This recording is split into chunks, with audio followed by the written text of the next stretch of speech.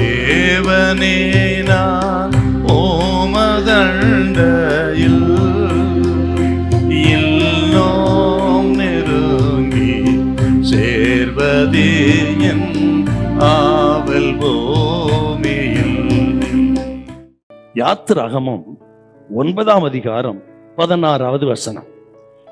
என்னுடைய வல்லமையை உன்னிடத்தில் காண்பிக்கும்படியாகவும் என் நாமம் பூமியிலெங்கும் பிரஸ்தாபம் ஆகும்படியாகவும் உன்னை நிலைநிறுத்தினேன். பார்வோனே, உன்னை நான் தான் நிலைநிறுத்தினேன், நான் தான் உன்னை ஏற்படுத்தினேன். எதற்கு? என் ஜனத்தை அழிப்பதற்கு இல்ல, என்னுடைய வல்லமையை உன்னிடத்தில் நான் காண்பிக்கும்படி, என் நாமம் பூமியிலெங்கும் பிரஸ்தாபமாகும்படி உன்னை நான் நிறுத்தியிருக்கிறேன். தாங்க தேவ திட்டம். எகிப்து தேசத்திலே 10 வாதைகளை செய்ததின் நோக்கம் என்ன, திட்டம் என்ன? ஆண்டவர் தமது வல்லமையை பார்வோனுக்கும் எகிப்து தேசத்துக்கும் காண்பிக்க வேண்டும். அதுக்கு தாங்க 10 வாதை. அவர் யார், எத்தனை வல்லவர், அவருக்கு இருக்கிற பராக்கிரமம் என்ன என்பதை வல்லரசு தேசம் பார்க்கணும்.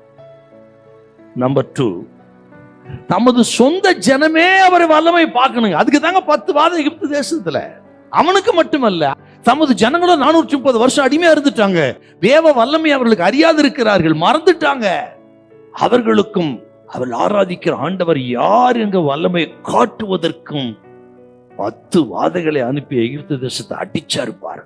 பார்வனே, எதற்கொன்னு ஏற்படுத்தினேன், என் ஜனத்தை அழிக்க இல்லை, உனக்கு முன்பாக எனக்கு என்ன வல்லமை இருக்குன்னு உனக்கு நான் காண்பிக்கும்படி அதை காட்டினாருங்க. பிறகுதான் விட்டான்.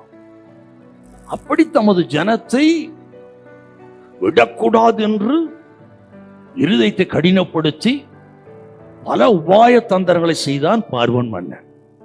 அவன் தான் இப்பொழுது கடற்கையில மடிந்து கிடக்கிறான். இந்த மடிந்து கிடக்கிறான் என்பது ஏதோ ஒரு மனுஷனுடைய கையால் இவன் பழிவாங்கப்பட்டு செத்து கிடக்கல கடற்கரையில, கவனிக்கணுங்க. அல்லது ஒரு விபத்தினாலும் அல்ல, அல்லது தற்செயலாகவும் அல்ல. தேவாதி தேவன் கையாலே இவன் தூக்கி வீசப்பட்டான். என்ன அர்த்தம்னா, ஆண்டவருடைய வல்லமைக்கு அடையாளம் இவனுடைய மரணம்.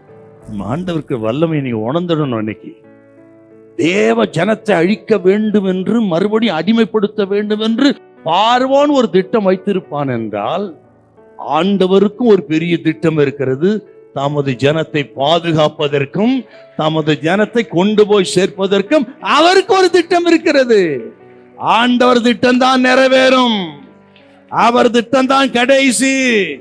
கர்த்தர் சொல்றார், நீ உங்களை குறித்து தேவனுக்கு ஒரு திட்டம் இருக்கு சிஸ்டர். உங்கள் பிள்ளைகளை குறித்து பிரதர், உங்க குடும்பத்தை குறித்து தேவனுக்கு ஒரு பெரிய திட்டம் இருக்கிறது. அந்த திட்டத்துக்கு எடுக்க சாத்தான் பல தந்திரங்களை உபாயங்களை பண்ணலாம். ஆனால் I can challenge you brother sister, சாத்தான் திட்டம் ஒரு நாள் நிறைவேறாது, தேவ திட்டமே நிறைவேறும்.